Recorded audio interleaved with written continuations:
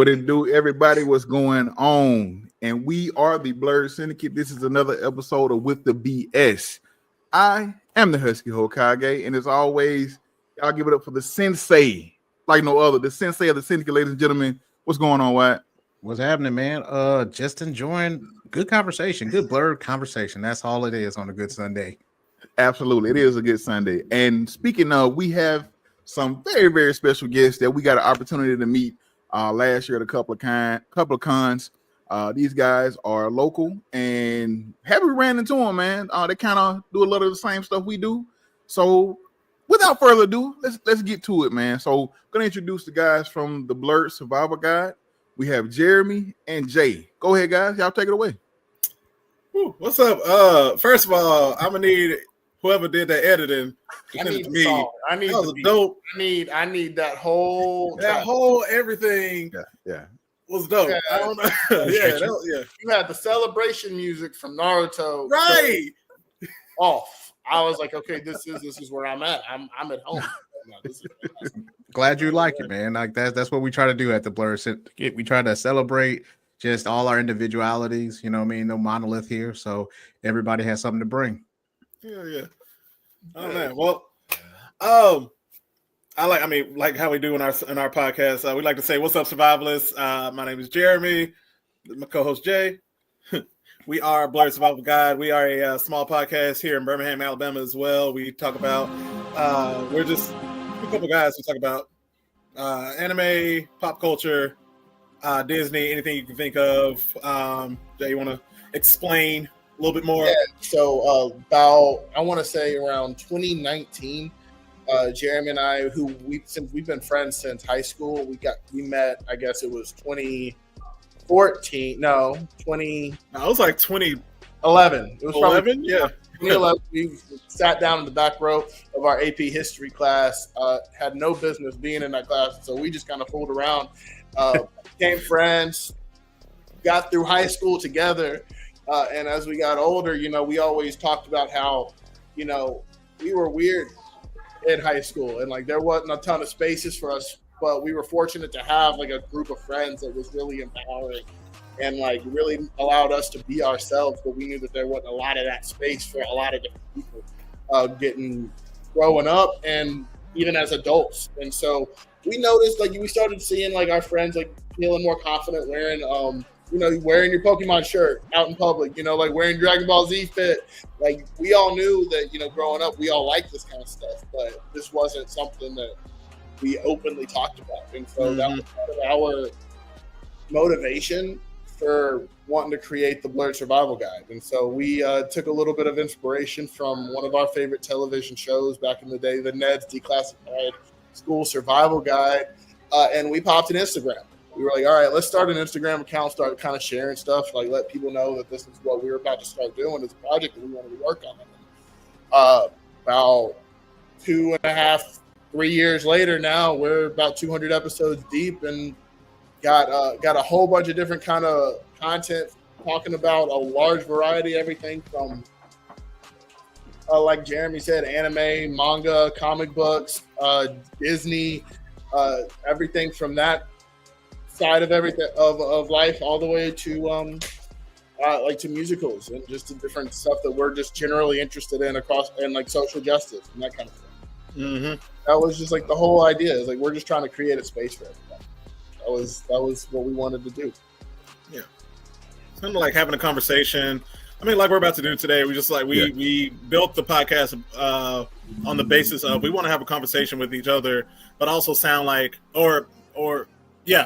want to have a conversation with each other while you're listening. You feel like you're a part of that conversation, so you don't feel left out. You can, even though it's a one-sided conversation in terms of people listening, you can talk back and you feel like you're part of that conversation too. Like your input is valid. Anything you say outside of the recording can be said in like 30 seconds after you thought about it, and it's like, oh wow, they're listening to me, even though they recorded this maybe like 2 years ago or 2 minutes ago, something like that, and it's like, oh wow, we have that same thought and stuff like that. We just want everybody to feel comfortable to talk about how they feel, talk about like their nerdiness, some whatever knowledge they have, anything like that. And I mean, we get to joke around, have fun, and I mean, it's cool to do it with essentially my brother, because I mean, like I said, we've known each other since sophomore year of high school. We're both, he turned 30, I'm about to turn 30. I hate saying that because I don't feel old. I don't want to be old.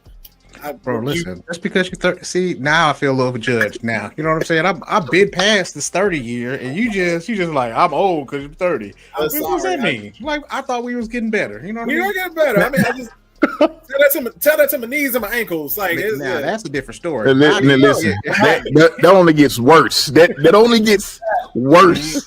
Yes. No, I rebuke it, but like I said, I rebuke it. Don't worry. It's a brother named Arthur that's waiting on you about get 10, 15 years. A brother named Arthur waiting on you. Wait a minute, Jeremy. You said rebuke like you watched that documentary about the mysterious case of Natalie Grace. Have you seen that? Not yet. Yo, I know you've been trying to get me to watch. That was some live action drama. That's some crazy mess right now. But like that, yeah. Jay and I have been like friends. We've been friends to the point of brothers to like for over almost 20 years at this point. And I mean, I couldn't imagine doing this with anybody else. And I'm happy that we're like here, still going. We've taken a little bit of a hiatus, but we talk to each other about the podcast. We're talking about expanding stuff pretty soon, and it's cool to like finally have a community that we can talk to more now that we've met you guys with Blerd Syndicate, with some other guys from Blerd over back in Birmingham as well, and just finding that community within each other that we can all talk to each other, pass ideas along to each other, collab and everything like that. And it's just dope to finally have that space in that community, and it's still growing. So like, thank y'all for having us. I know this is the beginning of the interview, but still thank y'all. We appreciate it. Yeah, absolutely. Yeah. But yeah, first before we get started, I want what is the curious case of Nancy Grace? What is that? Oh, listen, y'all if you like a documentary and you want some crazy drama, like you heard about what's her face, the girl that killed her family because they what's her face? What's that one? You're talking about Orphan? So the movie Orphan was low key based off of this girl's life. Yeah, I remember. I know that. So my wife is a documentary extraordinaire. That's all she watched now. That's all. That is all she watched is documentaries. So, and I don't ask if she's ever heard of that. But what is it on? It's on Max. She's got now at this point. This woman, it's crazy. Girl, Hear it out. girl, woman. Has a spread on People magazine now. Like she's out and like she's living amongst people, but. She is some crazy stuff that happened to this little girl. She was a Ukrainian adoptee, but they thought she may have been like an adult when they adopted her because they didn't know how I've heard of this. Yeah. Starts there, but when I tell you that's just the start of it, it goes so far, and now then she ended up in a cult. Let me tell you, like it's some fascinating documentary journalism. Wow. You know, these documentaries are really, really crazy. Like there was one on Netflix that I saw where this guy finessed a whole family. You know what I mean? He took the little girl. Yeah. But then after that, he was messing with the mom and the dad at the same time. I heard. He was like, I just need some relief, and the dude was like, well, and I was like, wait, what? What do you mean? There was steps that was missed. You know what I'm saying? Like, what happened here? Listen, I saw that too. I did see. They all fell in love with him. It was wild. And he took the little girl to somewhere else. I remember. Man, listen. I mean, well, yeah. I'll just stop here. That was crazy. That was crazy. It wouldn't have happened. It wouldn't have happened with the Johnsons. I know that though. Listen. Yeah. Listen. It'd be like, wait, what? You want to? Man, listen. I remember my wife was watching that, and I'm sitting here watching. Like, what is you watching? And she telling me what's going on. I'm like, this a movie or this real life? She like this real life. So you mean to tell me this man didn't been in everybody in the family? He didn't played round robin. Everybody. Okay, man. Nah. Johnson family. Johnson family would have been like, nah. Okay. But But yeah. So that's kind of what that's what Wow. we're about. Like we like talking about that kind of stuff. Like this. Okay. Yeah, that's about us. Like we our conversations range from, like you said, from everyday, anime stuff to just stuff in blurred black culture to just anything that's kind of relevant to what we may, what may pop up. And Mr. My fault. This way, yeah. No, this way. Yeah, Mr. Sensei over here, his mind wanders. So you could be talking. Listen, this man sent a text message at 7:00 in the morning about just something random. And that's just how his mind works. So yeah, our conversation. Perfect example. So so I was watching Nocturne, right? And then after that, we were watching it, and they had vampire horses. So in my mind, I'm like, who the hell bite these horses to be able to make them into vampires? Mm-hmm. And which vampire thought it was cool to just start? You know what I mean? Like you just can't go from there. Like people, I get it. All right, cool. Well, it's a But process. vampire horses, what's the use of them? What's happening here? That's almost like asking who was the first person to like drink cow's milk. Like who was thinking of doing that? Exactly. I guarantee The they wouldn't. most spoiled creature that vampire might have ever come across, and they didn't want that horse to die, so they turned into a vampire horse, and they think we buddies for forever. We ain't got to worry. So it was like a Seabiscuit situation where they was just like, oh man, he broke his leg. Listen, No, not today, Seabiscuit. And then after that, the horse. It was probably more of a Treyu and what we call the situation. Ain't want him to go, so he turned him into a vampire. There it is. oh, There it is. I got thoughts on that one too. So I think Lord. that dog is ridiculous. Like I call it a dog because it does not you look talking like a about dragon. So Never in the Store. Have you guys seen Never in the Store? It's been a long time, but yeah. I know about it. I haven't seen it. I haven't seen it. So I was just like, what's this horse do? Or what's this dog doing? And It's my not a wife dog. loves Never Ending Story. And Dog like, dragon. Dragon yeah, dog. yeah. It's a luck dragon. It's a luck dragon. So, and then when I was like, okay, well, what does this luck dragon do? He's like, he's got essentially, he just is very positive in thinking. I was like, so you tell me his abilities is just to be positive? You know what I'm saying? Like, he's with the New Day. He's just like, the power of positivity. No. I was like, no. So I kept making fun Don't of the talk about dragon. Falcor like that, man. Falcor ain't never did nothing to you. Falcor. I bet you if I gave him a big ass wishbone, he'd be all right. You know what I'm saying? He might. He might. But still, man. Tomorrow, my G. That's it. So yeah, I've got some thoughts about stuff. So I just randomly text the group, and I think it's good to just be able to have a safe space to be able to talk about certain things that like maybe some people didn't think about, or maybe it's just funny to think about itself. So that's, our stories are kind of similar in that situation.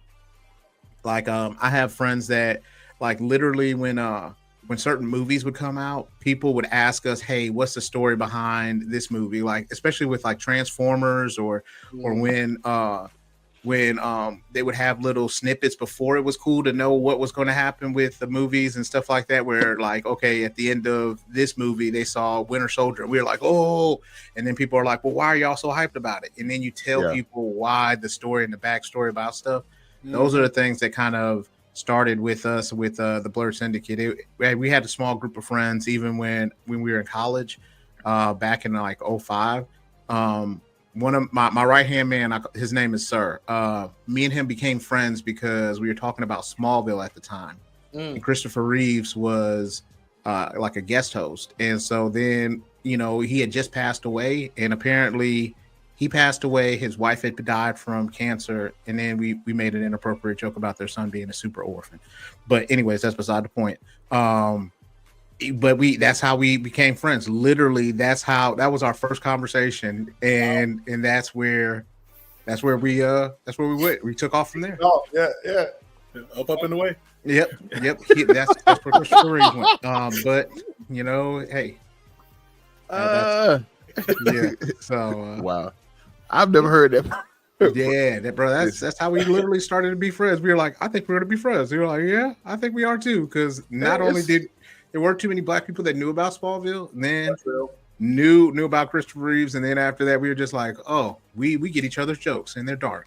So Listen, you know what's so crazy? Like as somebody who's in the culture and everything like this, and like I love Smallville, But it's like, how would you not know about such a good show? Then I think about stuff like that, but I also look at some of the shows I used to watch. Like one of my friends, she's been watching Grimm, and I don't know if you guys, and she's going through it or whatever, and she'll message me, hey, what about this? Or what about this? Or she'll like, man, because she's at the part now. Has anybody seen Grimm? Yeah. I haven't. I've seen Once Upon a Time, or Once, whatever it's called. Once Upon a Time is good, but it's a little bit different. Than Grimm. But she's at a part where somebody who was the main character's love interest has kind of flipped on him, and she was like at a part. She was just talking about how much she hated her. Or what I was like, yeah, I can understand. I can understand. But just having somebody talk about this show, and I love Grimm. That's one of my all-time favorite TV shows. Like, that was such a good show.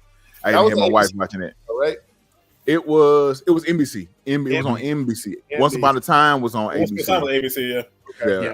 Okay. Yeah. And Smallville was on ABC Family though. Smallville was CW. CW, yeah. Oh, that's right. Or was it CW? It was WB. Or it was WB. WB. They turned to CW. Yeah. Okay. We went to the Arrowverse to like the Arrowverse, and then now it's it. Speaking of that, y'all saw where Grant Gustin might come back. He said in multiple interviews. Yeah, he said. He said he wants to come back. Like he said, if James Gunn calls me and says, "Hey, you want to be the Flash?" I am literally in there, like immediately. So. Yeah, I personally, I would love to see him as the Flash. And so I don't know if you guys saw the comments where the director of the Flash movie said people don't know enough about the Flash. That's why they didn't go see the movie. Like it boggles my mind.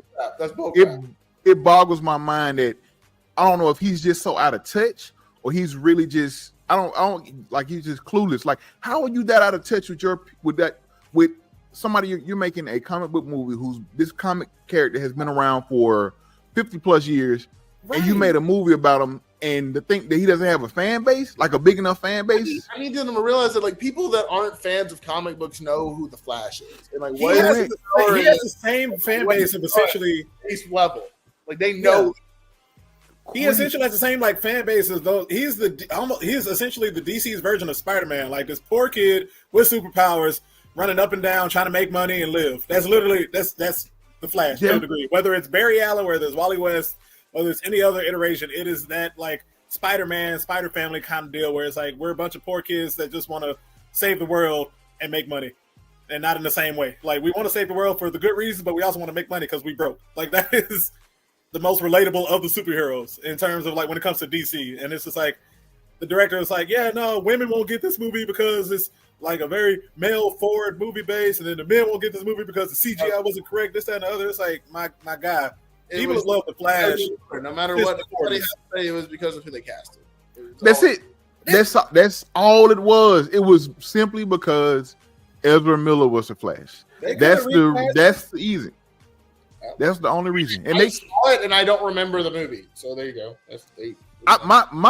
What pissed me off is you wasted Michael Keaton for this. Exactly. You wasted.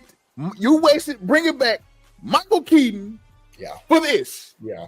And now he's so old now that he could be old Bruce Wayne in Batman Beyond. He's wanted to, but they'll never do it now because of who it was, because of who released it and who was a part of that release. They'll never do it. Exactly. Thank you, Ezra Miller. You done messed up my childhood twice. Thank you. That's what they should have. They should have been like, scrap this. Let's just go ahead. Old Bruce Wayne right here. Let's find a Terry McGinnis and let's go to work. That's it. Oh, the amount of times we've wanted. People have wanted a Batman Beyond movie, a live action Batman Beyond movie, or just a Batman Beyond movie, just in general. Everyone got mad when WB, HBO, whoever is over like the DC area before James Gunn and them took over, when they canceled basically the Batman Beyond movie that was in the same animation style as Spider-Verse across when like people don't understand. Yeah, it would like they showed like a little trailer for it. Beautiful. It would have been beautiful. It would have been amazing. I'm so mad. That's what they said that they released that. They showed it to people and they were like they self-produced the trailer for it, right? Yeah. And then they were like, no, we're not gonna go in that direction. Yeah, I remember that. I remember and that's my thing. Like y'all shooting yourselves in the foot by not listen to your fans. Like I'm not saying you gotta listen to everybody, but I listen to your fans. Let's look at what we did with Sonic. Look at what we did with Sonic. I was just about to say. Number one. There's a reason there's 3 movies now. There's about to be a 4th one. There's a reason. There you go. Exactly. Brought Jim Carrey out of retirement. Exact, man. There you go. Good things happen when you listen. Thank you. Bring Oscar-worthy performances in a Sonic movie. Like what? I still have not seen the 3rd one. I gotta watch it. I gotta watch it too. My son's a trader. Wait for it. You know what I did get to see though? That's kind of on the same level. I feel like Transformer 1. I finally watched that thing. I tried to tell people that movie was good. I like literally.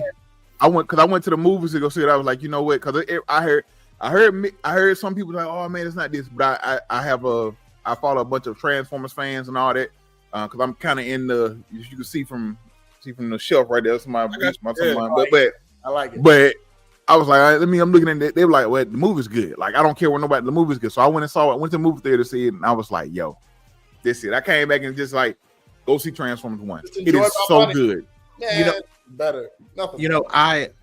The trailer didn't do it justice, to be honest with you. I was just about to say. The trailer made it look really cheesy and made it look like it was going to be I don't know if you guys ever seen. I got like older kids, but Rescue Squad with the Transformers and stuff. It made me think of stuff like that. Like we're all going to be friends at the end of it. Like I didn't want Megatron to be friends with somebody.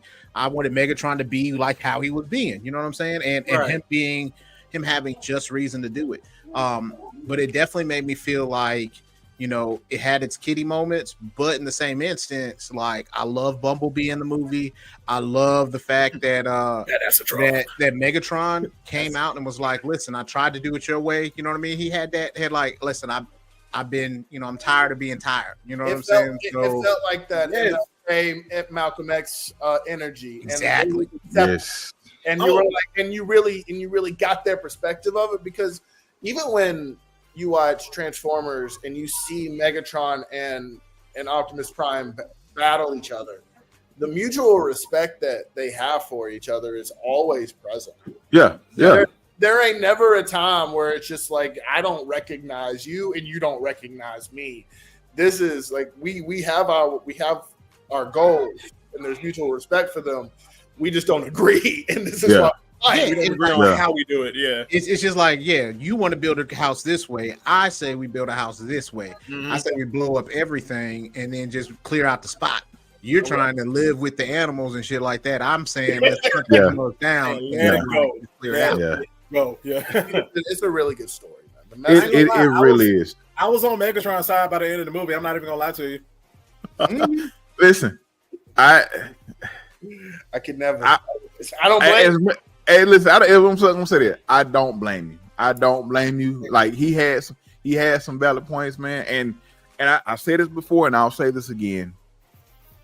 Watching this movie, you do not miss Peter Cullen, and it's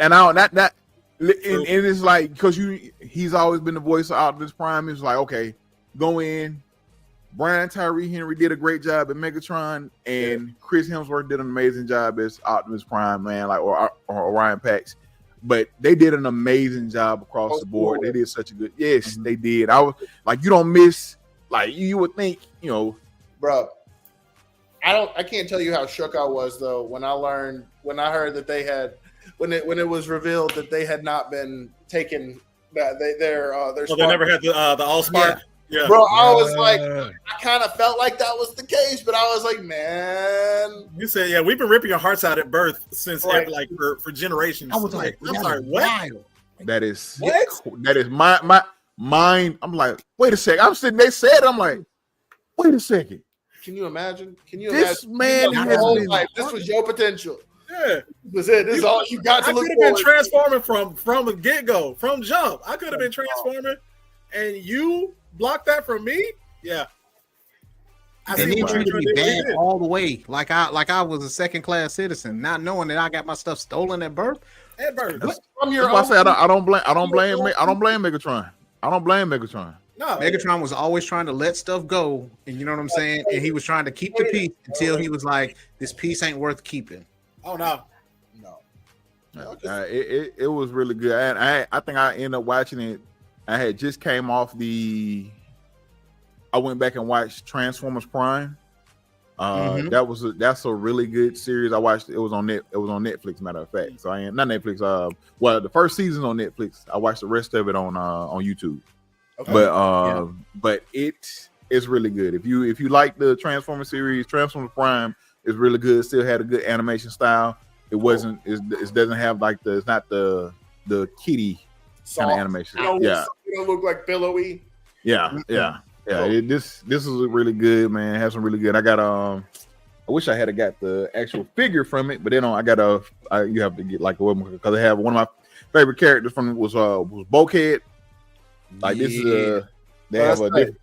Yeah, they have a different. This is not the version how he looks in the show, but Bulkhead in the show is really good. I love Bulkhead in the show, but that's a really good show to watch, especially if you want something to just kind of delve into in the Transformers universe or whatever.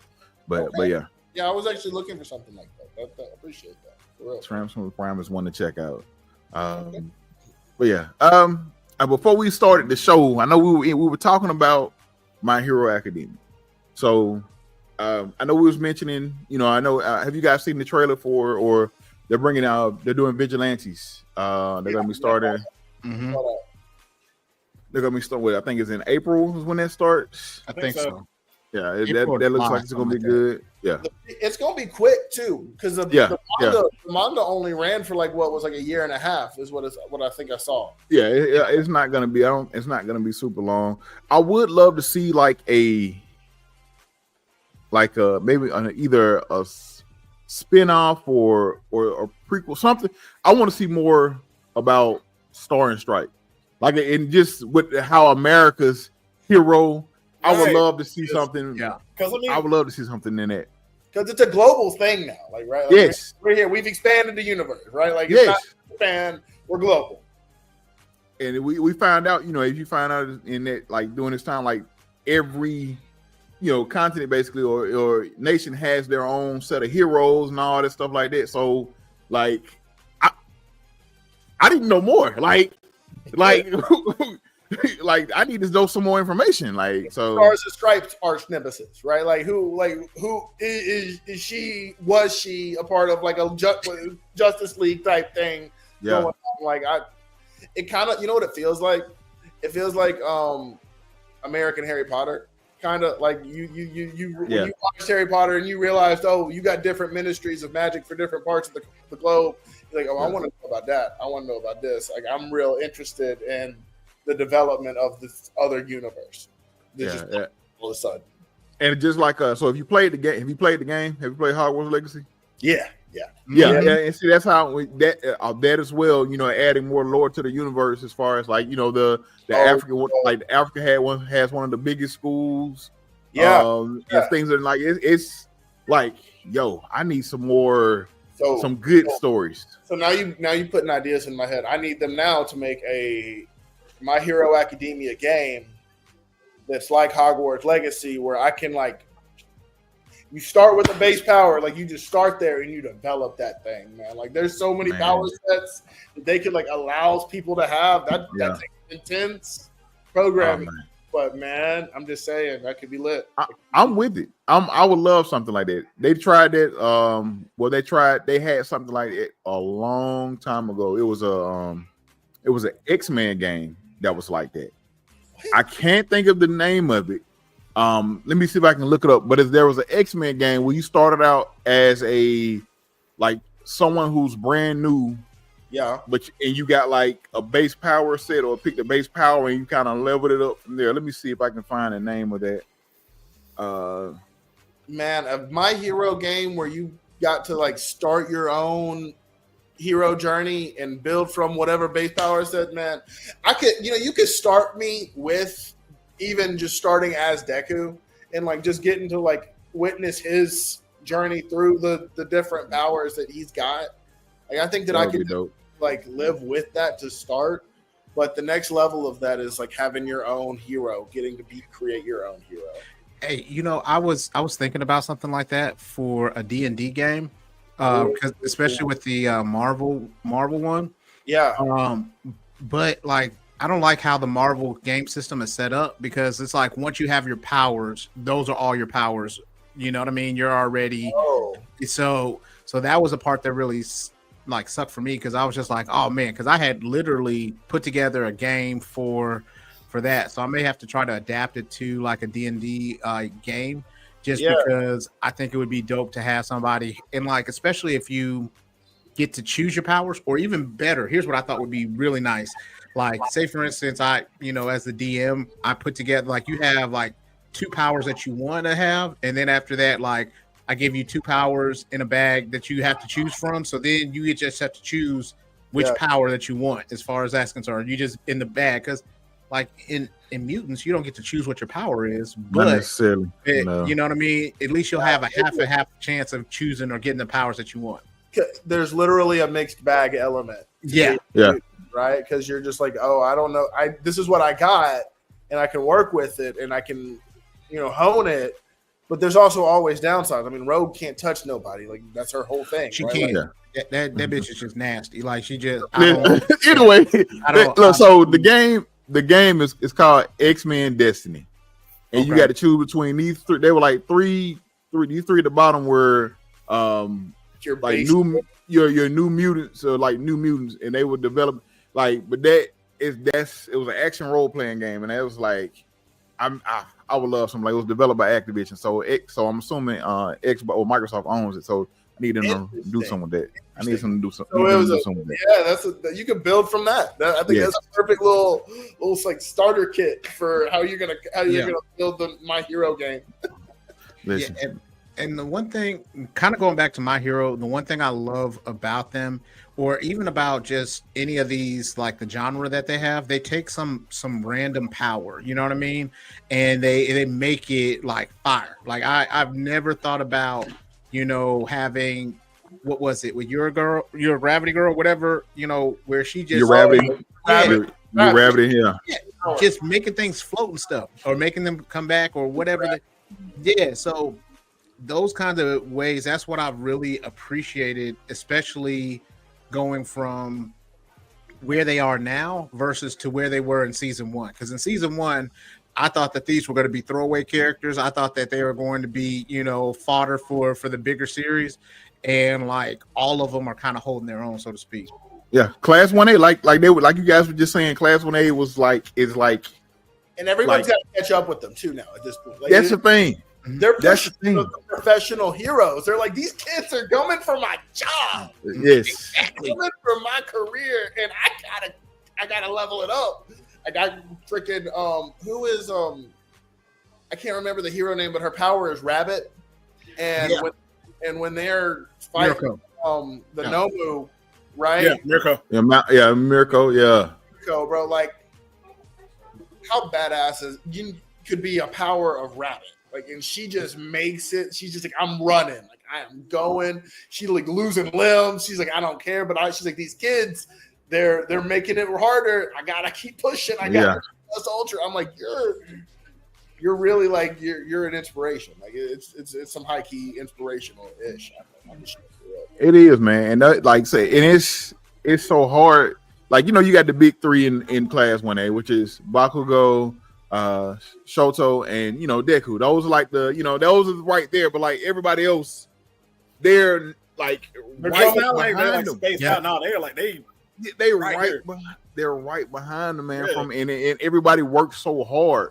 Like watching what we call, I can't think his regular name, but his Red Right, like with him, that episode they had him when he goes full, like when he goes full red, oh my god, yes, massive, and it's just man.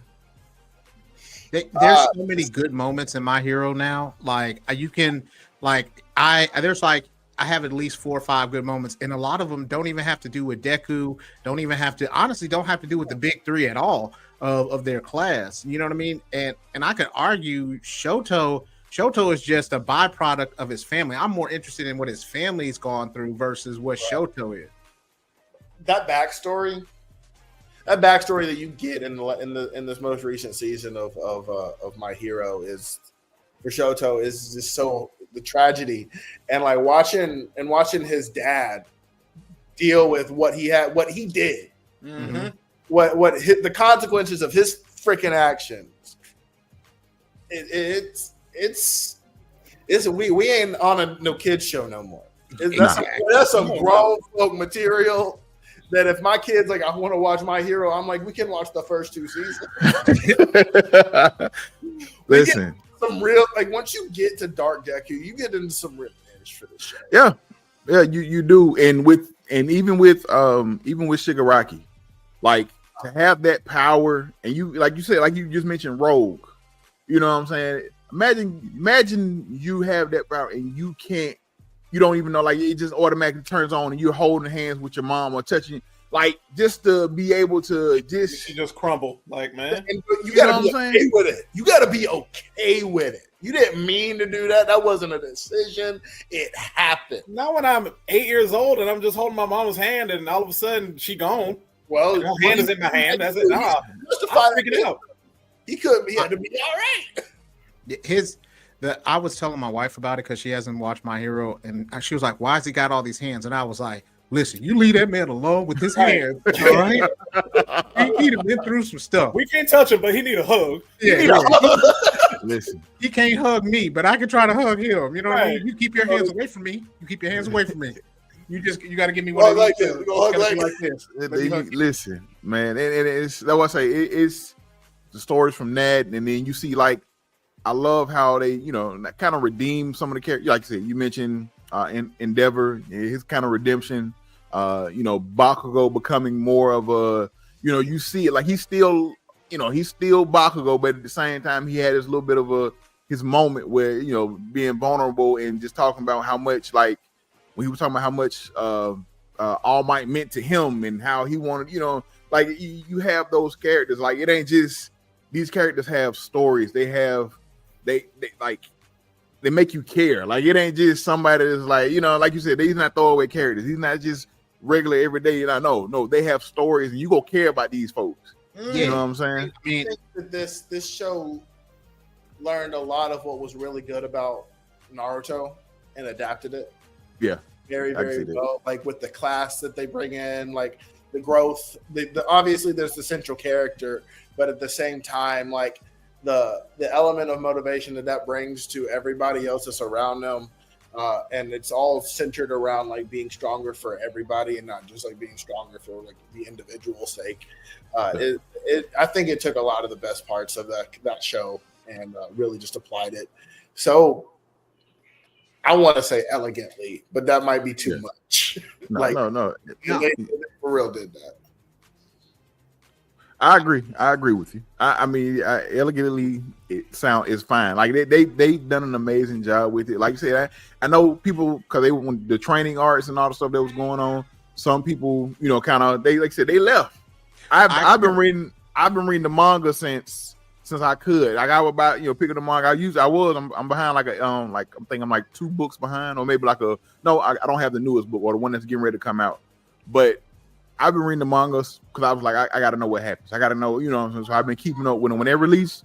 I try to end up getting it or whatever, man. But it's so good. It like the story is so good, and like I said, what Deku goes through trying to just maintain to use a little bit of the power to be able to just throw a punch without breaking his hand or without shattering his bones completely. Like to be able to do all of that. Like and seeing from where he is from there to where he got a kind of a little bit of a taste of it when he had Area attached to him and he was going against Overhaul and he was just going full Cowley. You know what I'm saying? Like, so seeing from where he went from just where he is now and then everybody's caught up on My Hero, right? So I have not seen the end of this season. I will, but that is okay. I imagine good things are happening. I just haven't seen what happens. Okay, but everybody in the seeing. sense of that the show was good, but not good things are happening. I was gonna say, but everybody seen Lemillion come back. You know what I'm saying? Like stuff like that. Like that. I know that was your guy. I know that was your guy. You know that's Sensei's guy. He loves Lemillion. No, like, so I still don't understand how he got his powers back, but I'm about it. I'm all about it. Man, listen, all I know was like it was last year when Lemillion came back, and I was behind then, and so Marcus Husky was like, "Hey, you know, I was just watching." I was like, bruh, like yeah, he was like, yeah, he's like, your boy came back. I called him as soon as I got done watching the episode because like, man, the way he showed up and showed out, like that's another power that like I wouldn't think would be as good of a power as they made it to be. You know what I mean? And how do you not sink through the earth? You know what I'm saying? How you got enough strength to be like, all right, my tippy toes are gonna be real, but everything else I can push off. And he just bounces himself back through the man. Can you imagine how terrifying? Exactly. It's like it reminds me of it basically. And when I first found him or saw him, I was like, and then saw his powers and stuff. I said, so basically, this man has turned like Kitty Pryde's power into like something amazing. So you look at Kitty Pryde from X-Men, Shadowcat or whatever. She has pretty much the same thing, the power wise or whatever the case may be. And she has her mean streak, but like you said, he's how he uses his power, and then like if he, it's like I can just reach aside, I got my hand on your heart, like it's stuff he can do with that. But like I love the way he does his power. He's an amazing he does like Lemillion and the rest of the big three in the other class. Creativity that this writing team has to implement all these ideas into like obviously like it was written before it was animated, right? Like he's gonna go through the floor and bounce back up, like just because of how he's keeping certain parts of his body from going through it. It's a level of creativity that I don't think really it wasn't really seen in a lot of shonen for so long, man. And I love Dragon Ball Z. I love Dragon Ball Z to the end of the earth, and it will always be the anime that got me into anime. But how many Super Saiyan colors can we actually go through before we just get tired of, the rainbow? Like what's next? Like obviously we went to the ape form, which was mildly creative. It was a little bit more creative. But since then it's just been red, purple, silver, blue. That's it. Yeah, I agree, man. And I think some of the stuff that I enjoyed about some of the super was like it got back to not just blowing up planets, not just having power beams. Because like if you think about what I appreciated about Dragon Ball was those massive fights, but the fights had good choreography. You know what I mean? Where like and the thing was like we didn't have the technology to kind of put it together, but your imagination kind of did the work for you. But now it's just like powering up, and I think certain times they just get stuck on. We thought that was really cool, but the thing is, we don't really get to experience how it got to that point. You know what I mean? Because it was so hard for Goku to get to Super Saiyan. Then we were like, he deserved that power up. You know what I mean? Well, the way that they fully demean the Super Saiyan in Super bothered the crap out of me. Yeah, let's just put it in your back. It's a tickle in your back. I was like, bruh, you gonna tell me Frieza was a tickle? That was a violent ass tickle. yeah. I mean, you had to have Krillin would have been like, so you were ticklish in your back. That's what we telling me. Yeah, exactly. And so like it's just like My Hero didn't. I think they saw that and they were like, okay, we're going to go wherever the hell we want to with creativity and these powers. It doesn't matter. I think My Hero does something like it's a mixture of, to me, it's like a House of M and Naruto. So like you got the backstories and the powers, you know what I mean, and having a real fleshed out world of quirks or mutants as far as that's concerned. But then like I think they took what Naruto was doing, where like everybody had like a story or something. There were certain parts of people where like you could understand their reasoning behind stuff, Yeah. and made it so that you could understand and follow and have your favorite hero not be the main character. Yeah. Yeah. Exactly. Yeah.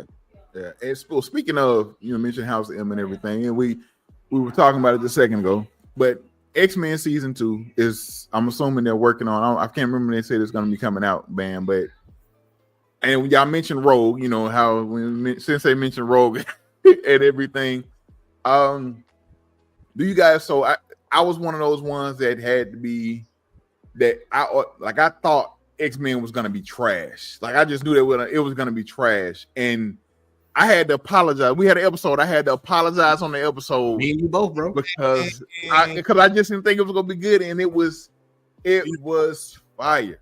Yeah. So do you think they can deliver that same success with season 2? I'm gonna say yes and no. Okay. Because what happened basically behind the scenes of the first season with Bo DeMaio and everything, with him being basically fired from it before the first season even came out. Yeah. Seeing as though he's not there for season 2, I don't know if he was the creator of the original X-Men series back in the 90s. Like, it's going to be interesting to see what the writing team does. I mean, that's where it really is going to boil down to. Is like because they ended it with the whole Apocalypse showing up, or we see like the early version of Apocalypse. Yeah. What are they going to do from there in terms of like what's going to happen with the second season? And I mean, you have the main guy who was writing and creating the series in the 90s. He was no longer a part of the series. What does that mean the magic is going to be gone? We don't know if the magic is gone from it or not until we see that first episode or see the first couple of episodes of season 2 to see what it'll bring, what differences basically have happened in this time period between season 1 and season 2 of X-Men 97. I'm confident. I'm confident in the sense that like I definitely, first of all, didn't know any of that, so thank you, Jeremy, for the update.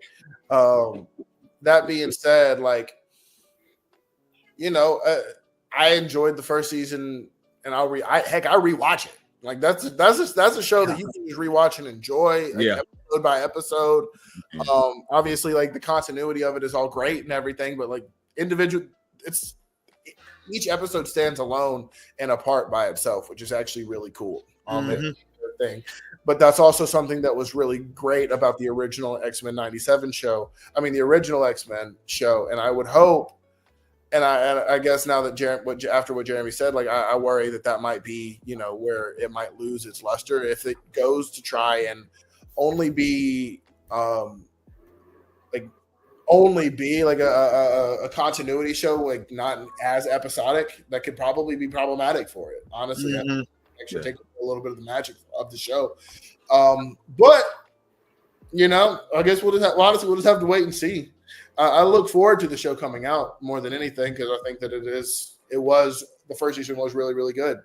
And it's set a really high standard for, I think, the mutant universe in Marvel. Honestly, like because that's what we're going to get into after Secret Wars, right? Like that, once we get to that point, like it's going to be full tilt. We got mutants, we got the Avengers, we got everybody. Yeah. It kind of setting the standard, and we're gonna have that's going to be a high level of. I wonder if they are aware of how high level of a standard that's even going to set for them, and they might even want to. Curb your expectations. Right. I think I'm worried because, like, they said that he wrote like the first 2 or 3 seasons, so I don't know if they're going to use his material. Okay. Or maybe, you know what I mean. And the part of it is like there were so many things that spoke to I think us as a people. You know what I mean? Like there are certain messages like that I think certain people could be able to see on different levels. So I'm worried. I'm worried that that depth won't be there. I'm worried, but I was one of the people, like you said, that was like, you know what I mean? Like I thought it was going to be a money grab because like they, Marvel been playing with my emotions with the last couple things. They haven't had anything good really come out The since. last 5 years have been an emotional roller coaster of what's going to happen. Yeah, it felt like they had no direction on what they were doing. You know what I mean? Like I felt like they had an idea of what they wanted to do for the first 12 years, and I don't think they thought about it afterwards. And so then I thought, okay, they're still playing with me, and now they're playing with my childhood. So I was a little upset with that. But when it came back and they had real stories, and like that's the thing I think that we had as kids that the kids nowadays don't have. Like we had real life situations, like they had romances, they had like, even though we weren't supposed to really know about that stuff, like, you know, we knew Wolverine wanted to be with Jean, but Jean was going to be with Cyclops, and Cyclops was doing what he wanted to do. You know what I mean? He was, exactly.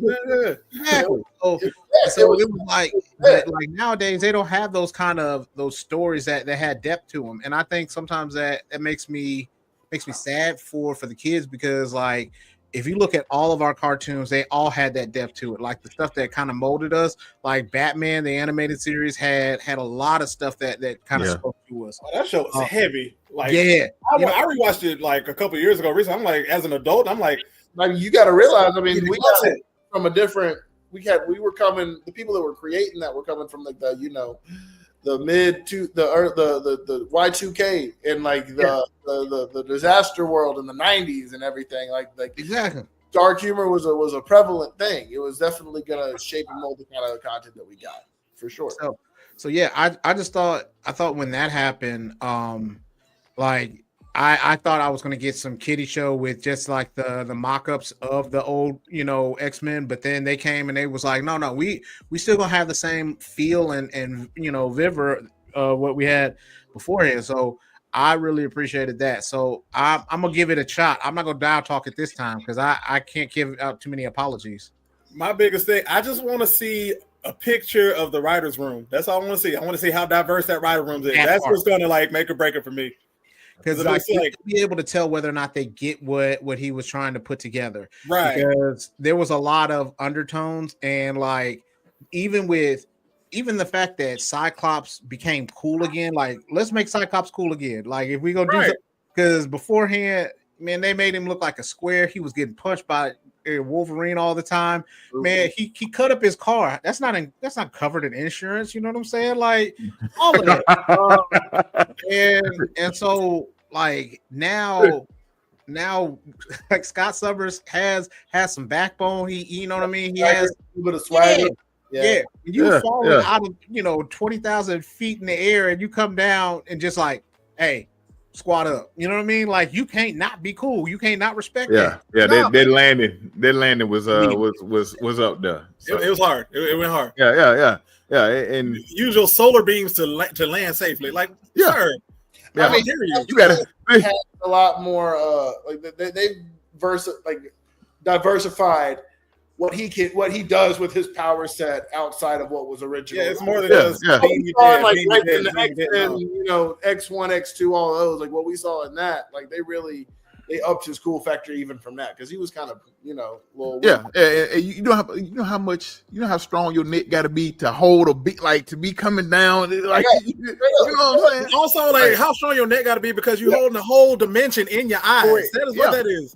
You have a whole light dimension in your forehead, and like you are controlling it back and forth, punching people with it. Like, is that what it is? For real? It is an entire light dimension that is in his eyes. That's technically in the comic. In one of the comics, it said that like he is when his powers manifested, it was essentially an entire dimension formed in his eye, in his eye sockets. That every time he opens his eyes, it's basically the dimension escaping out. That's what it is. Yeah. I had no clue. Yeah. Yeah, Scott is, as you know, as I know a lot of people. He gets a bad rep for being such a goody or a Boy Scout or whatever, But he has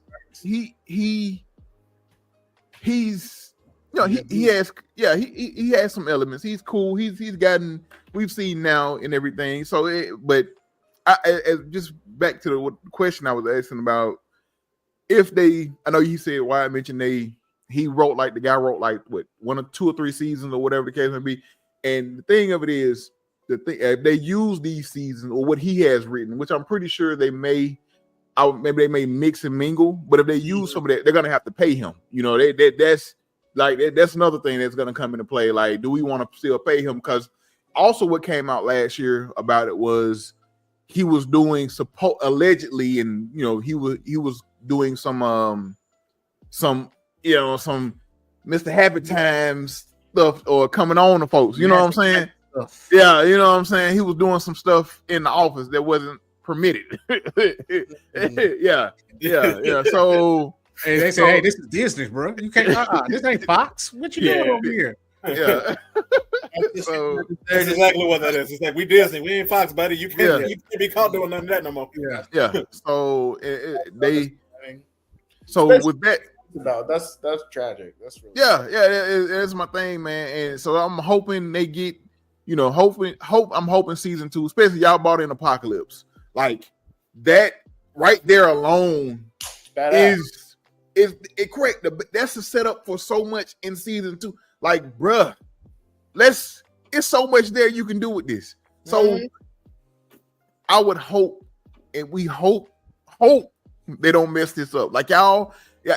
Yeah, have a good writers. Let's bring that same tone, man, and just I just hope they do well with it, because I like to say it was so good. I apologize when I ain't gonna down talk it. I ain't gonna down talk it this time, but we can't make too many more apologies. You know what I'm saying? No, you know what I'm saying? You have every right as a God-fearing Marvel fan, to be suspicious and to be and to be a little bit concerned, like about what the final product is going to be, because I want to know. Like, I'm really stoked about this new Captain America movie coming out. I am too. I want to go. I'm trying to go over the weekend. I don't lie to you. I know it's an hour and 40 minutes. It's going to be quick. Yeah. They got to do a lot of storytelling. They got to do a lot of different things in it, and we're going to see if it is, because, like, I say this, what's it called? Doctor Strange, the first one, was inside a 2-hour-long Marvel movie. It was a shorter Marvel movie, and it did well, and it was really well done. But lately, their shorter Marvel movies have not been up to par. They ain't been quality. So I'm just hoping they just don't know what to do after all these big movies. You know what I mean? After they finished that really big phase, it felt like they didn't have any direction. So you know what I mean? Up the reintroduction of Captain America as a black man. You can't. It's officially the reintroduction. Like, this is the movie, right? Like, we've gotten Captain America: Winter Soldier. Like, we got the TV show, right? We got the theatrical release now, and like, you didn't screw up. Captain America: First Avenger. You can't. I feel like they can't screw this up. I agree. I don't. I'm hopeful. You know what I mean? What I mean? But I don't know. I mean, they track history in the last couple of years. So, and I think most over the last couple of years, I just think they were trying stuff because they wanted to expand the universe. The problem with that is a lot of these folks don't know about outside of even the Guardians, but like they don't know how to bring folks in. Or they didn't have writers that could bring people in or establish new people, right? And not make people make interested in those people. Like, for instance, the Eternals. The Eternals, like the Eternals are actually an intricate part in the Marvel universe overall. Yeah, but they couldn't make them interesting enough for everyone to like them or whatever the case may be. I know where you're going. You're gonna bring there's still is there or is there not still a man's hand still sticking? They'll talk about it. Okay. It's gonna be the Captain America movie. It's shown it in the trailer. Like, they're actually I think that's what the theory is for that is that it's gonna be that's where the adamantium is coming from. Is from that hand. So that's how adamantium is going to be introduced into the MCU. Yeah. Okay. I was just saying I think Eternals should have been a television show. I agree. I was just about to say that, Sensei. Because I think there was so much stuff. It and like it is a television show. Yeah. And then think about it. You'd have so much more meat on the bones where you could be able to explain what Eternal did throughout their whole time after they broke up and things like that. I think it would have been much better as a like a small episodic one. Just like I think Moon Knight could have been a movie and still been good. You know what I mean? I think there's certain ones. I think the decisions to make certain shows, television shows, versus making them movies. Yeah. I can see that. Where some of those things slipped up at. Yeah, like that definitely should. I completely agree with you. That was more so. These are new characters. These are not the Guardians. These are different characters, but they're an intricate part of the Marvel history. Let's take it in and let's make this more episodic and make this a TV show to explain and have a little bit more detail and just information in there for people. Like it would have been dope seeing the Eternals bounce, like going through the time periods and then actually seeing, because there's like one comic where Kango is actually friends with Thor, and then there's like stuff like that, and like you could have seen like how the Eternals, what would have happened during basically all of the first MCU 22 movies. Like where were the Eternals? You would have seen them like in the background or running away or trying to actually like save people that we don't see being saved, that are like off camera. Like it would be cool to see some stuff like that in like some episodes, and then you go to the Eternal like toward the end of the season, or it could be a multi-season thing where they do find out, oh my God, we're not humans, we're not eternal humans, we're actually just robots. Like that could have been like something that we would have seen like 3-4 seasons down the line. Like holy shit, we didn't know that they were robots. Oh my God, like big old plot twist.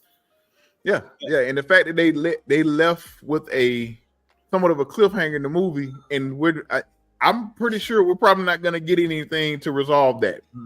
No. And then, Lord God knows what they're doing with Blade, because I don't think we're going to get that.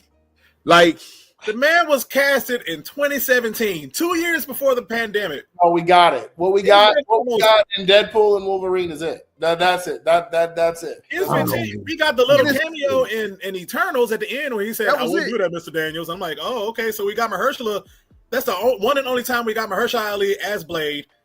And after that, it's been almost 10 years since this man has been casted, and we have not seen any indication of a movie yet. Because it's the writers, it's the writers. Because at first, it came out they were trying to write the story or make it more about Blade's daughter than actual Blade. Like, let me say this: I have no problem with Blade's daughter. I don't, she ain't did nothing to me.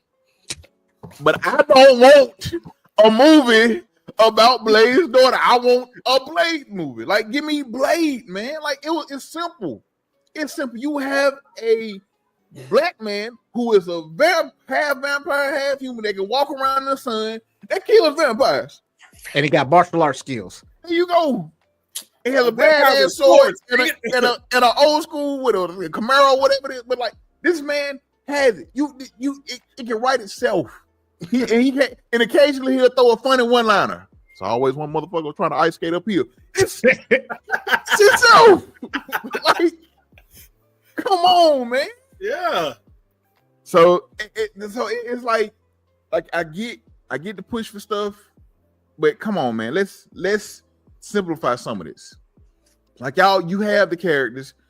Blade, everybody knows Blade. You have other stuff. You're trying to bring in the mutants. You're trying to bring in Marvel and get those coming in, but finish up with everybody. I know we got Secret Wars, and all that stuff.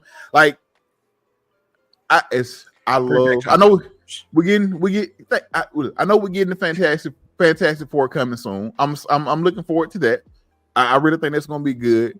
But I did not need RDJ back as Dr. Doom.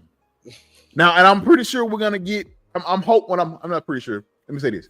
I hope that he's one of us. Maybe there's one universe is Dr. Doom. Maybe we get another Dr. Doom that's another Dr. Doom that's from another universe. That'll probably be the more constant. Because I don't want this man to be the only Dr. Doom. Like, give me all I know is, let me say this, because and that's the only reason I'm saying this, because Dr. Doom cannot be a one and done character. Oh no, not at all. Because if you make him a one and done character, I'm going to holler at Kevin Feige myself. Like, I'm getting on a plane. I'm gonna break a toe or something, bro. Like, y'all messing up. Like Doctor Doom is not a one and done character. Like, and we need somebody else besides RDJ. Especially not the way that they've done it. Here's my. It's the number. It's the formula to revive a series by bringing back like your A1 day one. Like that's exactly what this is. Like this is like okay, this is our last ditch effort to continue this series, reintroduce this guy that's the savior of the original like first 12 years and give him to a new audience and say, okay, this is what he is now, and hopefully from here it's all going to be fine and dandy. It's the American version of fan service. Like you're just this is exactly what they're gonna do, and yeah, and I get it. I think he's gonna be the Doctor Doom for the major for all of it for the rest of the whatever phase this wants to be. Yeah, like I think he just need to mutants. I think he just need a break. I think. No, he was tired of playing Tony. I think he was tired of playing the goody, not goody two shoes, but he was tired of playing on the side of, being Art Alec.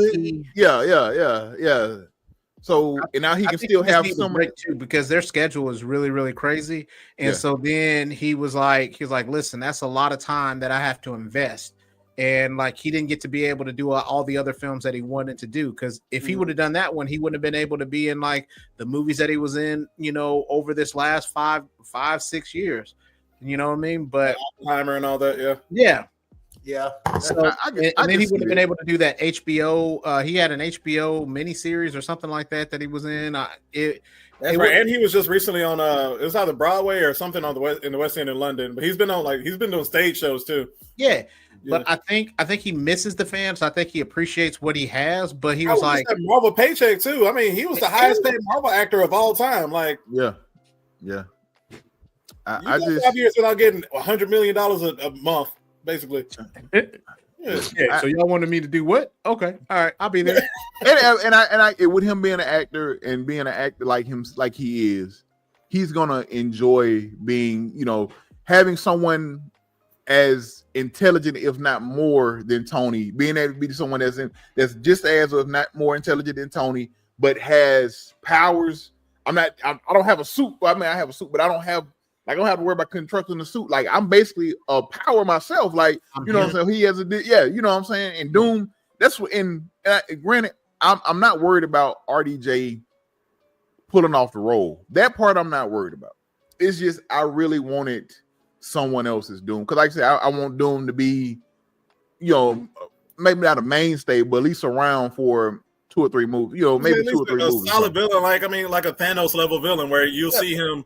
Be a threat in the background. They're gonna give him at least 3 movies. They gave the original Doom 3 movies. Why wouldn't they give this one 3 movies at least? And they love him. Yeah, true. This is the golden boy of Marvel. Like you can't wait. I mean, unless he is universally disliked when I guess it's gonna be when Doomsday comes out. Yeah. Or is it gonna be Doomsday, or is he gonna be introduced in Fantastic Four? He might be introduced in Fantastic Four, but he's definitely he's the main villain in Avengers Doomsday. So, but it might be like it might be a post-credit scene where he shows up. But that's exactly what I think it is. Yeah. I think they need that to boost up Fantastic Four, so that they're gonna be. They said that he's going to be in Fantastic Four, but I think he's going to be like a cameo at the end, and then after that, it's going to be like, oh, now which I think was a missed opportunity, because if you would have surprised us with it, and then after that, everybody has to show us at Comic-Con, and you just happen to see, you just have something that says Doom is coming. That definitely would have been better. Yeah, but they need the butts and seats. They need people to spend the money, so that's why they showed us early. I think that's why they showed us early. Like, hey, I feel like what they could have done for a Fantastic Four, or like just to get butts and seats for a Fantastic Four. And I mean, they showed it in like the trailers and all the hidden things that we've seen. It's like, just show us that like Galactus is actually going to be in it, and it's going to be an actual giant head. Like, there's not a puff of clouds. Like, Not only that, but I think the minute that people find out that Doom is in the movie and it's RDJ, then people would go flock to the movie that much more. So, like, you know what I mean? I don't think they trusted Yeah. the fact that the movie would do as well. But all it takes is like word of mouth, and I don't think they trusted word of mouth to be able to do that. Because I would love to see it where it's just like, oh, okay, well, you watch the post credit scene, and then after that, it's like, oh shoot, it's RDJ, and then you tell everybody, and then it's on there. Then everybody wants to keep coming back to go see it. Well, like it would have been dope had it like not been not even like RDJ, but it still would have been RDJ. But like you would have just seen maybe like his hand or something like tapping on the chair, and you would have heard his like Tony Stark's voice, but it's Doom, and it's like, okay, this is like that'll like put some excitement in. Some people aren't that smart though. They not. I know. I was gonna say, but the word of mouth thing has been. It would have been like, oh, that's or like, say for instance, he's fixing his gauntlet, like Tony was doing that one time. Yeah, like a screwdriver. And then after that, you just see him. Oh man, listen. Word of mouth hasn't been their best friend lately. You know what I'm saying, over the past few years either. So that's why it's like, we need a search. We need, but I mean, wait, that's so. Let me say this: some of them, like the Marvels, like I didn't go to the movies to see that because, like a lot of people saying this movie. But when I sat down and actually watched the movie, it wasn't that bad. It was a good movie. This was not bad. It was the movie though. Kamala, like was the part was it. Kamala in that movie was amazing. She was the glue that held that movie together. God, I'm at this point. I'm a little bit like just underwhelmed by Brie Larson as Captain Marvel. I'm like, all right. I was from the time she started, but I mean, like, I tell you, when I saw her come in and what was it? And I want to say it was either Endgame or it was Endgame when she came in and like went through the ship.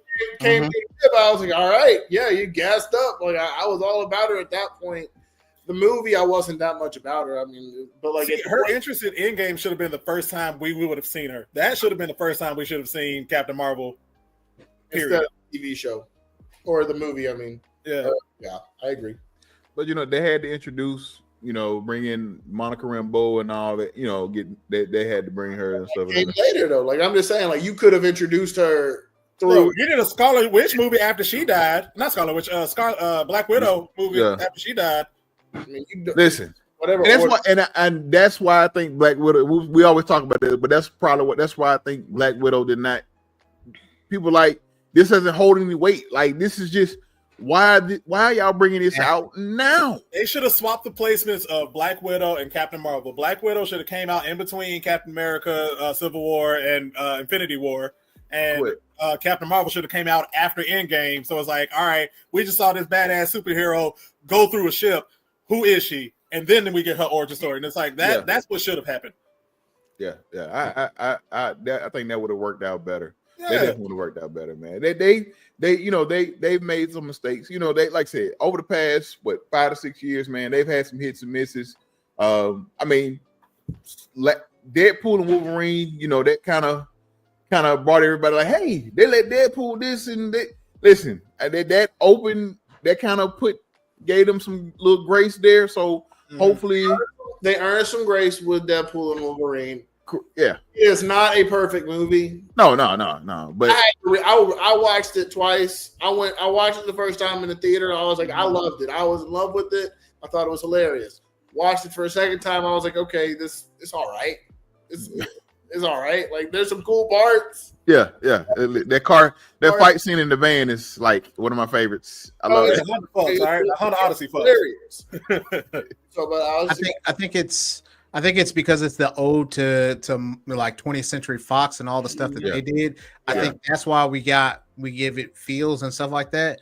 Like it's not by far, it's not a bad movie at all. But in the same instance, like it had a lot of like 2000s vibes to it, you know what I mean? And like the cameos made you be like, oh, okay, that's cool, you know what I mean? And I get to see Johnny Storm cuss, you know what I mean? I get to see that like my brother-in-law told me about this. He was like, because it happened to be being filmed during the writer's strike, a lot of the ad-lib writing was just, Ryan Reynolds off the top of his dome. And like you can tell that as you watch this movie. That was just like they're just making do with what they got right now. There's no like any rewrite is happening without a writer team. It's just one person and that's their final idea. But it like I say, hopefully with a Brave New World, what else we getting? We get what else we get? We got the new Spider-Man TV show coming out next Wednesday. Yeah, I know people have been up in arms about Harry Osborn. Harry Osborn always had waves, so he's always been. I was gonna say the Osborn's been black since the '60s, man. Yeah, I'm just saying. But you see them waves? You see all that? Yes. Like all the way through there, yeah. That and then what's the movie we got? The Thunderbolts. Yeah, Thunderbolts. That's it's gonna be good. I like the cast for it anyway. I do as well. I'm in because I know we're getting we're getting the Sentry is the in there as well. So I'm looking to see how they do what they do with him. I'm hoping hey, if we get the Sentry, maybe just maybe we can get my boy Blue Marvel to show up one of these days. But I think we're gonna save him for movie stuff though. I did like the trailer for Thunderbolts. It had me crying. It looks like it's gonna be, and that's why you can give me a funny action movie like that. Like I love stuff like that, so I'm assuming with like I said with the whole cast of characters, you know what I'm saying. I think it's gonna be really good, man. It's gonna be good. I'm hoping it's good. You know, I just hope it doesn't come in and try to take itself too seriously. Like you know what you are. Like you know. With everybody you're bringing in, you can bring, you can have some intense scenes and things of that nature, but let's still keep it light. Let's keep it action. You were the B grade. You were the B team of all the superheroes. Right. Like you all former villains coming together to save. Like this is Marvel Suicide Squad. That's But like you got David Harbour's like his Captain Rush. I can't remember his name right now, but that one. You got Yelena Belova. You got Ghost. Literally. All these folks who had like funny one-liners in their respective TV shows and movies, like they were comedic villains to a degree, and like you can have like it needs to find a nice balance where you can be funny, but also we're gonna have those serious moments. But the cat, like Jay said, the cast is like a bunch of heavy hitters of action drama. I mean, Sebastian Stan is like he's funny too. Like Winter Soldier, like he is. Like I love Winter Soldier was hilarious. I think his banter with Florence Pugh character is going to be really, really good. Oh yeah, I hope so because like I said, I love him and Sam. Winter Soldier and Sam, like that right there, that made that move, that made that show for me, man. Their interactions with everything that was going on, and just them, even from the time they got together. Like it, you know what I'm saying? I think that when that first scene they get in the car, or whatever the case may be, Sam is looking at him like, you know what I'm saying? It's like they just love to hate each other, and I love to watch it. And I'm like, y'all are just gonna punch. Y'all have that we want to punch each other all the time energy, but we still love each other. And like they got that family energy. Like we can mess with each other, but you can't. This ain't your lane. Stay out of it. This is between. I can mess with him. You can't mess with him. Nah. I can mess with him, but you can't mess with him. That's for real. That's exactly it, man. So and like I said, hopefully the movie is really good. I can't remember what happened as to why they switched to Harrison Ford. I don't know because he was just more, I guess, famous. I don't know. The guy who played Thunderbolt, he passed away. Okay. He passed away like it was right after the Scarlet Witch movie had finished filming, or not Scarlet Witch, Black Widow movie had finished filming. Okay. Yeah. But you got Harrison Ford though, like it could go well. I mean, like Harrison Ford doesn't like acting. He likes money. So like I'm just saying his face looks good in red. That's all I'm saying. Yeah. Listen, I agree, but my thing is that man passed away. I mean, Harrison Ford ain't no spring chicken. You know what I'm saying? He got a good 10 years, maybe. Maybe. His AI visual bot has eternity, and they're gonna use the crap. Exactly. He's got that good. He's got that good relationship with Marvel / Disney. So you know what I mean. They're just like, hey, him and his family their money off his face. Exactly. They don't care. They got his voice. They got his voice AI'd out too. You know that. Listen, and so I haven't played the game, but Troy Baker does an amazing job the Jones video game at voicing Harrison Ford as Indiana Jones in the video game. Like, so if you need a voice actor for Harry, like Troy Baker did it in the Harrison Ford video in the Indiana Jones video game. I'm dead. So it's That's- there. That's It's there.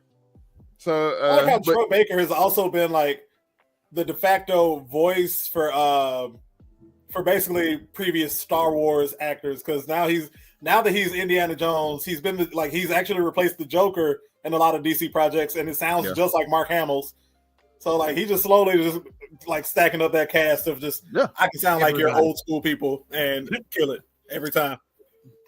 Yeah. And speaking of, since we're talking about games, man, I know you guys are also some gamers. What have you guys been playing? So I'm a little bit of a gamer. I'm not a heavy gamer. My big project for the last year, and you can make fun of me if you want, the last year, because it takes me a year to beat a video game, has been Baldur's Gate. So I've been playing. I'm there with you. My wife and I, we got away from it for a little while. We've been doing a co-op for the last almost, I want to say about a year. Yeah, we've got over, I want to say 50, 60 hours put into the game just between the two of us. And so we've been playing the heck out of some Baldur's Gate, and that's where we're at. We're finally in Baldur's Gate. We're finally infiltrating the Mind Flare and all them people and all that crap. Yeah, it's finally happening. So that's just been the game that we've been into for the last year. I'm actually even less of a gamer than Jay, more or less. Well, I've been like, and this is going back to Marvel still. Like I've been playing Marvel Spider-Man for a hot minute. I still have to get Spider-Man 2. I haven't gotten that yet, but I've been on that, and I've been. I just recently, about a month or so ago, I'm getting through the Marvel's Guardians of the Galaxy, because I didn't realize how that's actually a really good game. It's really good. I know it turned a lot of folks off because it's like when you found out you can only control Star-Lord. Yeah. Well, you only you control Star-Lord, but you can kind of send teammates to go do multiple things. I think a lot of people got turned off by it too, because it came out around the same time of the Avengers game. Mm. Yeah, a little bit after that. Yeah, and we also had that played out. Yeah. I heard good things about the Guardians of the Galaxy game. I haven't had a chance to play it, but I heard really good things about it. I played a little bit of it. I played it on Ben's PlayStation. Oh. Ben, my son has more games than I do, so I had to vicariously sometimes play, through him, or sometimes he has the disc version and I just have the digital. So I'll be like, "Hey, let me see your PlayStation real quick. I want to play this game real quick." Husky, you know what I've been playing, Big Husk. I've been playing Metaphor. I've been taking up all my time. Yeah, it's Metaphor Refantasio. I haven't played it yet, but they talk about how we had an episode where him and two other people, other guys, they talked about how good that game was. They've been playing. The other two guys have beat it. He's still playing. I'm not gonna play it. Not right now. I'm finishing up. I'm actually finishing up The Witcher 3. Okay. I'm trying. Yeah, I've made it past. I'll tell you later. I have to tell you where I'm at later. But I've been trying to get him to play that game for years. Yeah. So I'm happy when he's because every time I played it twice through, and I was like, yeah, I'm playing it again. He was like, I'm gonna get to it. I was like, yeah, I'll get to it. He was like, oh, for real? I was like, yeah, I got it on at first I played it on the PS4, then I got the PS5 with the HD up, the 4K update and all the rest of it. I was like, bro, and they got better animations. He was like, for real? Yeah. And I showed him one of the animations. He was like, yeah, that's great. I'm gonna get to it. And then 2025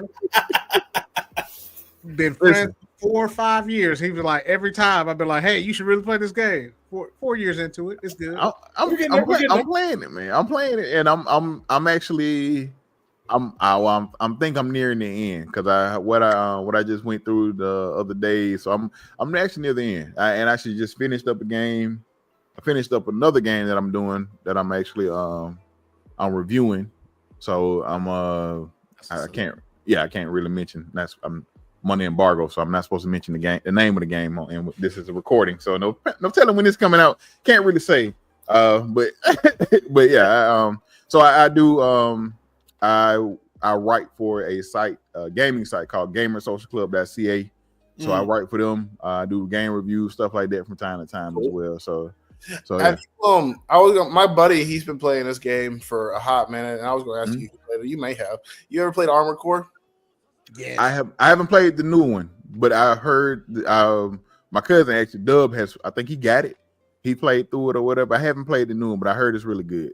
It's epic. It's epic, man. You talk about like you just like mech suit battles and just like the types of stuff that you can do to those robots to like equip it with. Hell, you can have a gun sword, you can have a sword, you can have dual blades, you can just move around and my favorite thing is to lift lazily to the left. It's the best maneuver every single time. Bro, like it's a lot of fun though. It's a lot of fun. I was wondering if you'd play that game because I had his place the other day, about a year ago. I say the other day, and played it with him, and that was a fun time. It's a really good game. I haven't played it. I have not played the new one. I played some of the older ones because it's they've of course been around for some years, but played some of the old ones. Haven't played the new one, man. But I've heard, like I said, really good things about it. Especially if you like I said, you like the mixed suits and things of that nature. So I'm a Gundam guy. So yeah. But yeah, I well, as time has been ticking, man. I just want to thank you guys for just taking the time to come on here with us and just chop it up and just share. For all our people that follow us can now go follow you guys. You know what I'm saying? Let me go. I had it just a second ago. Let me put it back up. So make sure y'all go follow the Blerd Survival Guide everywhere. They podcast. They do. You can go. Do you guys do live form podcast, like as a video form or just audio? So we don't do live, but we do have video forms on YouTube. Like you can literally just type in Blerd Survival Guide on Google, and it pulls up our link tree and everywhere that you can find us. Awesome. But yeah, no, you can find like our personal socials is personal socials as well. And but yeah, no, yeah, we do video, we do podcasts. We're on Spotify, Apple Podcasts, Google Podcasts. Whenever you hear the word podcast and Blerd Survival Guide, you can find us basically.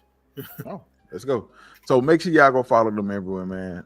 We're gonna have to have y'all back, man. You know what I'm saying? Because listen, we could be here all night doing this. I was prepared. I got my pajamas on and everything. The natural end of this conversation is not going to happen because that's the only reason. I didn't see it into this. Like I said, I'm in full like pajamas right now. I'm ready. Like, listen, he's like, I'm hungry. and that's why, like, I know I got to go. I'm finish up cooking and finish up preparing stuff for me and my wife. We're doing trying to get back to doing meal prepping and stuff like that. So been doing that, but and that's why I was like, you know what? As much as I would love to sit here and continue on, and with the continuing on, man, we're glad to have you guys back on for just some more. We can come on, you guys. Just let us know. I was about to say vice versa, man. Like we would love to have y'all on and chop it up with you guys too. Absolutely. Just whenever you guys get you. Just let us know. You know what I'm saying? We here. We're gonna be. I'm gonna be. I don't know. I think you guys said you guys weren't gonna be going to CambyCon, were you? Not this year. This year, Comic-Con. I'm missing Comic-Con this year. We're planning a big con thing. Hopefully, prayerfully, gonna go to Dragon Con this year. Hey. That's the idea. I think we're gonna ramp down like how many cons we go to, and just try to like ramp it up to like one big one. And go pretty hard.